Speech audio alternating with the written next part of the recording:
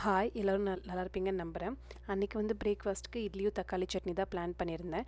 So கொஞ்சமாக குடமிளகா இருந்திருந்தது. So அது என்ன பண்ணலான்ட்டு யோசிச்சுட்டே இருக்கும்போது சரி இந்த தக்காளி சட்னியிலே போட்டு வதக்கி நம்ம எப்பயும் சட்னி அரைக்கிற மாதிரி அரைச்சி இட்லியோடு சர்வ் பண்ணிட்டேன்.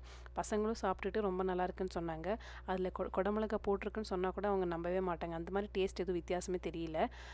ஸோ அவங்களுக்கும் பிடிச்சிருந்ததுனால அது வந்து ஒரு கிட்ஸ் அப்ரூவ்டு டிஷ்ஷாக மாறிடுச்சு.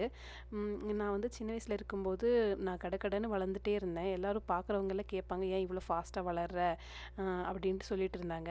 அவங்க சொல்கிறத கேட்டு நான் வீட்லேயே நாம் தான் எல்லாரோட ஹைட்டாக ஆகும்ன்ட்டுலாம் நினச்சிட்டு இருந்தேன். ஆனால் எனக்கு தெரியல அப்போ நம்ம ஒரு வயசுக்கு அப்புறம் வளரவே மாட்டோன்ட்டு. ஸ்கூலுக்கு படிக்கும்போது கூட ஒரு 6th கிரேட் வரைக்கும் நான் வந்து கடைசியில் நின்றுட்டு இருந்தேன். அதுக்கப்புறம் இன்னும் கொஞ்சம் கிரேட்ஸ் அதிகமாக நடுவில் வந்தேன். இன்னும் கொஞ்ச நாள் போக ஃபஸ்ட்டில் வந்துட்டேன். அப்போ எனக்கு பெரிய ஷாக்காக இருந்தது. என்னடா நம்ம கடைசியில் நின்றுட்டு இருந்தோம், இப்போ ஃபஸ்ட்டில் வந்துட்டோமே அப்படின்ட்டு. ஆனால் இப்போ வந்து வீட்டில் கம்பேர் பண்ணால் நான் தான் ரொம்ப ஹைட் கம்மி.